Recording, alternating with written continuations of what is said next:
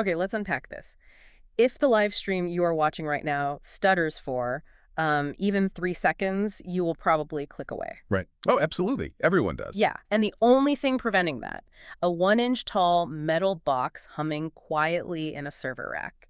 So welcome to today's deep dive. Glad to be here. Our mission today is to decode the technical specs of the Kiloview KVW-RU01 1RU-4CH redundant power rack mount frame and uncover the hidden backbone of modern IP video deployments. Because, I mean, have you ever tried to set up a complex audio and video system without a proper rack frame? It is honestly a nightmare. It really is. People always compare it to pulling last year's tangled holiday lights out of the attic.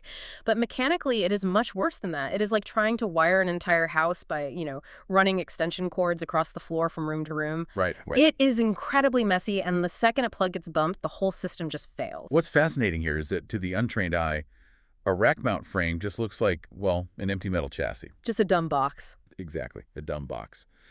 But it is fundamentally a critical infrastructure tool.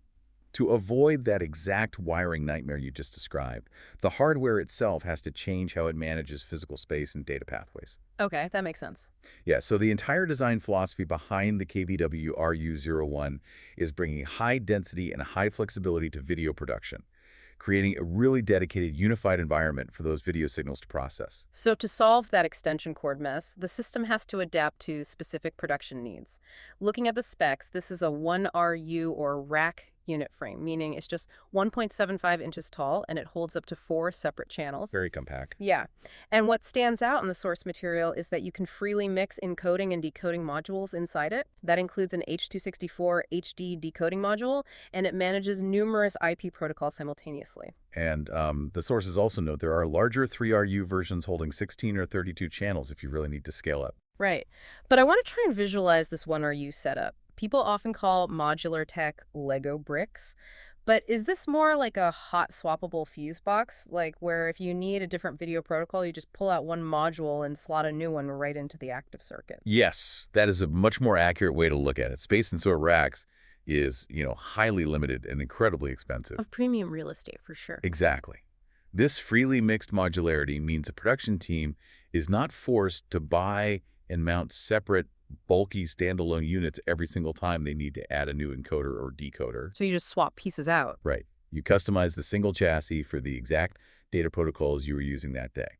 It saves premium rack space while allowing IP video deployments of any size to route their signals through a centralized hub. Okay, you say it's freely mixed, but let's be real. Cramming up to 4 active video processing modules into a tiny 1RU space sounds like a massive overheating risk. Well, heat is always a concern. Right. I mean, hardware running heavy H.264 video decoding runs hot. Is this modularity actually practical without the whole frame melting down? Well, the engineering anticipates that exact thermal bottleneck.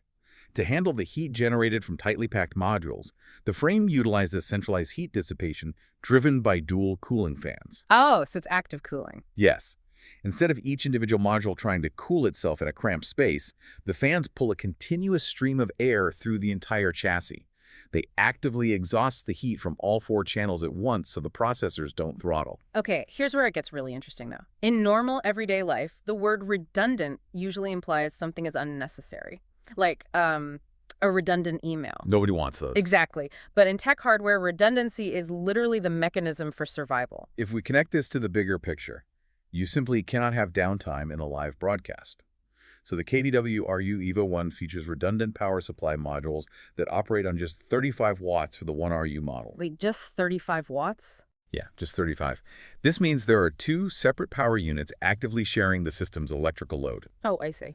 If a power surge hits or one supply physically fails, the secondary supply instantly takes over the full 35-watt load.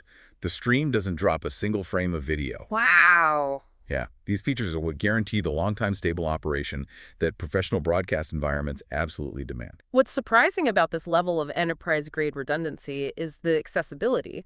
At a $336 MSRP and with the 10% off discount code floating around the source forums, this previously enterprise-only architecture is now accessible for mid-tier video setups. It really changes the game. Plus, it includes a standard 1-year Kiloview warranty to back up that stable operation. So what does this all mean? Ultimately, it means that flawless digital media relies entirely on rock-solid, incredibly efficient physical infrastructure. And this raises an important question to leave you with. The next time you watch a perfectly smooth, high-definition live stream, ask yourself what kind of invisible, redundant, heavy-lifting hardware is quietly humming in a rack somewhere to make that digital magic possible.